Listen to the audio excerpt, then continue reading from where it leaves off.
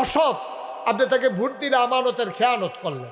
আপনার গ্রামের প্রার্থী, আপনি যদি মনে করেন আমরা গ্রামের, তারা যদি গ্রামের মানুষটারে ভোট না দেয় এটা কেমন দেখা যায়, এটা তো নিমক হারামি হয়। আপনার কে বলছে এটা নিমক হারামি হয়? আপনি জানেন গ্রামের মানুষটা খারাপ, আপনি কেন তাকে ভোট দেবেন? আপনি আমানতের খেয়ানত করলেন।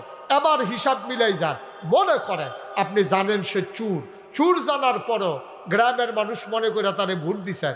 এবার আপনাদের বিবেকের কাছে আমার প্রশ্ন, এই মানুষটা যদি ক্ষমতাত গিয়া ফাঁস করার পরে গম চুরি কইরা 500 গোনা হয়, আপনি কিছু গোনা পাইবেননি? কিছু পাইবেন না, পুরাপুরি সমান সমান পাইবেন। হ্যাঁ বাড়ায় 500 পাইলে আপনিও 500 ব্যাগ লইয়াও যাওয়ান লাগতো না, লাইনেও খেরন লাগতো না।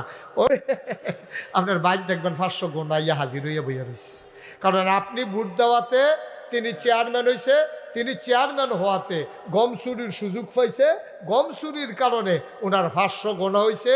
মনে হইল যেন আপনি গম চুরি করে গোনা কামাই করলেন। মাছ দরুন্যার যেই বাঘ, ডুলারা হুন্যারও হেই বাঘ।